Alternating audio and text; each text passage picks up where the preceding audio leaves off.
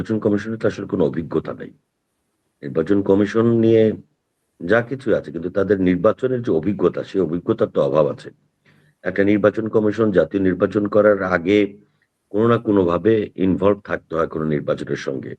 স্থানীয় বিভিন্ন নির্বাচন বা সিটি কর্পোরেশন নির্বাচন, এই জাতীয় নির্বাচনগুলো করলে আপনি দেখেন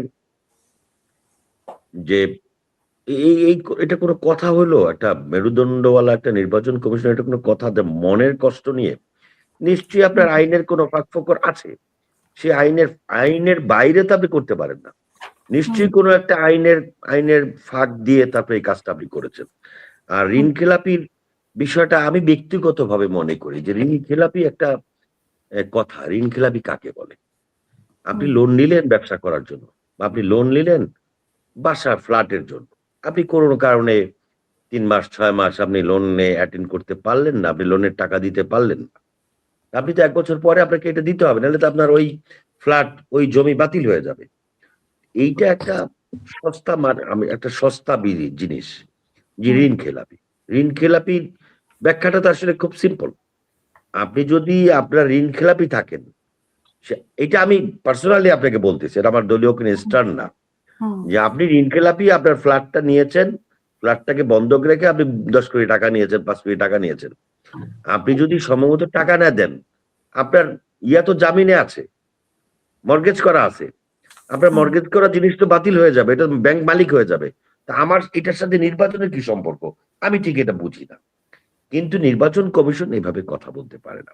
নির্বাচন কমিশন যদি বলে যে এই ফাঁকফোকর দিয়েছি এবং ঋণখেলাপিদেরকে যদি নির্দিষ্ট একেবারে খুব সিরিয়াসলি বলা থাকে যে নির্বাচনে ইনকিলাবে অংশগ্রহণ করতে হবে, যে দ্বৈত নাগরিকের কথা বলা হচ্ছে। হুম, বাংলাদেশের এমন সরকার আপনি পাবেন না, এমন কোন সংসদ পাবেন না যেই সরকার এবং সংসদে দ্বৈত নাগরিকরা ছিল না। একেবারে আমি একেবারে চ্যালেঞ্জ করে বলতে পারি প্রত্যেকটা সংসদের এমপিরা অন্তত বেশ কিছু মন্ত্রিত্ব করে গেছে, এমপিত্ব করে গেছে, পরে গিয়া কান্নাকাটি করে দ্বৈত নাগরিক। তাহলে আইনের ফাঁকফোকর দিয়েই কিন্তু এগুলি হয়েছে। তো হুম। কিন্তু আমার বক্তব্যটা হচ্ছে নির্বাচন কমিশন এইভাবে বলতে পারে কিনা। আপনার যদি আইন কাভার না করে, আপনাকে যেই অনুরোধ করুক, যেই প্রেশার দেখ, আপনি আইন কাভার না করে তো করতে পারেন না। আপনি তো আইন লঙ্ঘন করেছেন। আর আইন লঙ্ঘন করলে তার সাংবিধানিক পদে থাকার কোনো অধিকার নেই। হুম। আমি সাদামাটা যেটা বুঝি আমি সেটা বলেছি। তো তাহলে ঋণ খেলাপি অনেককে যদি উনি পার করে দেয় মনে কষ্ট নিয়ে, তাহলে নিয়ে কুমিল্লা ৪ এর ম- যিনি মুন্সি সাহেব তাকে কেন পার করলো না? মানে তাকে কেন বাধা দেওয়া হলো? বাদ দেওয়া হলো আরকি প্রার্থী দেওয়া। এখন এটা তো ধরেন, আমি এটার কি উত্তর দেবো বলেন? ওনার মনের কষ্ট নিয়ে যদি বাকিদেরকে মানে পার উনি করে, কাউকে দিলেন, তাহলে কাউকে দিলেন না। এটা হ্যাঁ, কিরকম? তো এইখানে তো একটা টেকনিক্যাল, যে মঞ্জুরুল হাসান মুন্সি সে কিভাবে আপনার পার পাইল না? যদি ঋণ খেলাপি, যদি উনি মনের কষ্ট নিয়ে যদি দিতেই পারেন ১০ জনকে, তাহলে আর ৫ জনকে কেন দিতে পারবেন না? হুম। আমি কিন্তু এটা আসলে আমার কাছে মানে ক্লিয়ার না। আমি এইখানে কি হ্যাঁ, কাজ করেছে? এখানে কার হস্তক্ষেপ? মানে ওইখানে না হয় অনেকে বলছে যে এনসিপি থেকে বা জামাত থেকে উঠেছে যে বিএনপি হস্তক্ষেপ করেছে নির্বাচন কমিশনের উপরে। চাপ দিয়েছে, চাপ প্রয়োগ করেছে। তো ঋণ এইখানে খেলাপি হিসেবে ঋণ খেলাপি হিসেবে মনের কষ্ট নিয়ে হোক আর আইনের ফাঁকফোকর দিয়ে হোক, যদি আপনি ১০ জনকে সুযোগ দেন, তাহলে ২ জন যদি বাকি থাকে তারাও সুযোগ পাবে। আমার মনে হয় এটা হাইকোর্ট রিজেক্ট করেছে। এটা অ্যাপিলেট ডিভিশন হইলেও তার এটা ফেরত আসবে। যদি আইন থেকে থাকে। আর অনেকেই বলছে যে নির্বাচন হবে কিনা? এই প্রসঙ্গ কেন উঠছে বারবার? মানে এখন তো আর এটা বাকি নাই। এটা এটা এটা এটা আমি ওই যে বড় ভাই আমার মনে হয় কথা বলছিলেন। উনার তো আবার একটু রাজনৈতিক অন্যদিকে একটু চিন্তা চেতনা আছে। বাট তার কথাগুলো যেহেতু মেক্সিমাম যুক্তিসঙ্গত কথা ছিল, উনি ওই আগের আমলের সাপোর্টার সম্ভবত। সুযোগ সুবিধা ওই আমল থেকে নিয়েছেন হয়তো। কিন্তু উনার কথাবার্তার মধ্যে যুক্তি ছিল।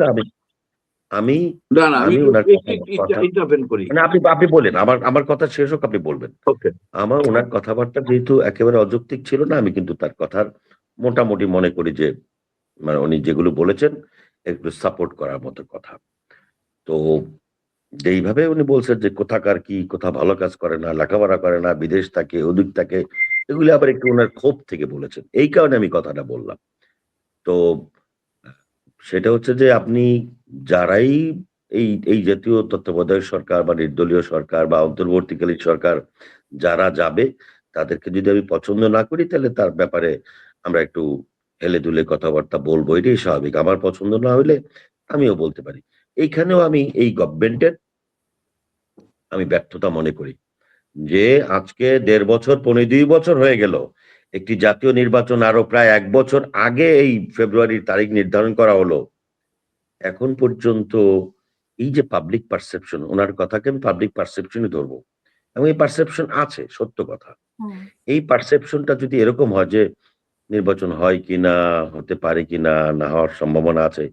এই পারসেপশন দূর করতে না পারা এটা সরকারের ব্যর্থতা। কিন্তু আপনি কি সরকারের এটা সাপোর্ট করেন? সরকারের মধ্যে যে উপদেষ্টারা ছিল দ্বৈত নাগরিকত্ব, সেই সময় তো আমরা দেখি নাই সরকারের ভেতর থেকে কোনো কথা আসতে। তারা কিভাবে মানে সেটা কিভাবে গ্রহণযোগ্য ছিল? এবং ডক্টর ইউনূসের ৪ টা দেশের নাগরিকত্ব আছে এমনটাও শোনা যায়। নাকি সেটা বৈধ? হ্যাঁ, না ওটা বৈধ হবে কেন? আমার কথা তো সেইখানেই। যে প্রত্যেকটা সরকারের মধ্যে এই দ্বৈত নাগরিকত্ব ছিল। বিগত যত সরকার আছে। আমি খুব ভালো করে বের করে বলতে পারব না। কিন্তু প্রত্যেকবারই দেখছি ২-১ টা বিষয় এরকম সামনে চলে আসছে। সেই কারণে আমি বললাম যে দ্বৈত নাগরিকত্বের ব্যাপারে আইন আছে। আবার হাইকোর্ট গেলে দেখা যায় ছুটে যায়। সুপ্রিম কোর্টে গেলে আটকায়া দেয়। এই যে এটা তো আমাদের দেশের আইনের মারপ্যাচের ব্যাপার। এটা লয়ার যারা ল নিয়ে যারা ঘাটাঘাটি করেন তারা বলতে পারবেন। আমি মনে করি দ্বৈত নাগরিকত্বের বিষয়টা এবং এই যে ঋণ খেলাপির বিষয়টা, এগুলোর ব্যাপারে স্পষ্ট বিধান থাকা উচিত। যে হ্যাঁ, আপনি যদি নির্বাচন করতেই যান, তাহলে দ্বৈত নাগরিকত্বের অধিকারী যারা তারা যদি নির্বাচন করতে না পারেন, তাহলে দ্বৈত নাগরিকত্বের একটা সারেন্ডার করে দেন আপনাকে নির্বাচন করতে হবে। এখন এই নিয়ে প্রতিবার কথা হয়, আবার প্রতিবারই এরা নির্বাচিত হয়। এটা আমাদের দেশের এই যে দুর্নীতি, তারপরে কি বলে? দুর্নীতির আশ্রয় আমরা সবসময় নিতে মানে অভ্যস্ত হয়ে গেছি। আমাদের তো অস্থিমজ্জায় আসলে দুর্নীতিতে নিমজ্জিত। আমাদের মানসিকভাবেই আমরা যদি এটা আইন থেকে তাহলে তারা যারা দ্বৈত নাগরিকত্ব আম ভোগ করেন, তারা কেন এটা করবেন? আর আমরাই বা আমাদের কমিশন বা আমাদের আইন কিভাবে এটা পারমিট করে? আমি কিন্তু অত বেশি বুঝি না তো। যতটুকুন বুঝি আমি মনে করি যে এগুলি আমরা বিভিন্ন সময় অন্যায়গুলিকে প্রশ্রয় দিয়ে আসছি। এই অন্যায় প্রশ্রয় দেওয়া আমাদের বন্ধ করতে হবে। এবং যে নতুন বাংলাদেশের স্বপ্ন আমরা দেখছি, যে নতুন বাংলাদেশ গড়ার চিন্তা করছি, সেই নতুন বাংলাদেশ গড়তে হলে আমাদের অস্থি মজ্জার মধ্যে যে অনিয়ম, দুর্নীতির যে পোকা বেঁধে আছে, এগুলিকে বিসর্জন দিতে হবে। এটা কোন আইন করেও সম্ভব না। যদি আমরা মানসিকভাবে অস্থিমজ্জার দিক থেকে যদি আমরা সুশাসন, সুনীতি এগুলোকে যদি আমরা সামগ্রিকভাবে ২-৪-৫ জন ঠিক হলে চলবে না। হ্যাঁ, অবশ্যই যারা শাসন করবেন, শাসন ক্ষমতা যারা থাকবেন, তাদেরকে এগুলির ব্যাপারে আগে একমত হতে হবে। যে আমরা নিজেরা দুর্নীতি করব না, অনিয়ম করব না এবং দুর্নীতি, অনিয়ম আমরা সমাজে করতে দেব না। এটা শাসকদের পক্ষ থেকে আগে আসতে হবে। তারপরে এটা ইমপ্লিমেন্ট করা সম্ভব। এটার সুফল একদিনে পাওয়া যাবে না, ১ মাসেও পাওয়া যাবে না। ধীরে, ধীরে এটার সুফল আমরা পেতে পারব। জি,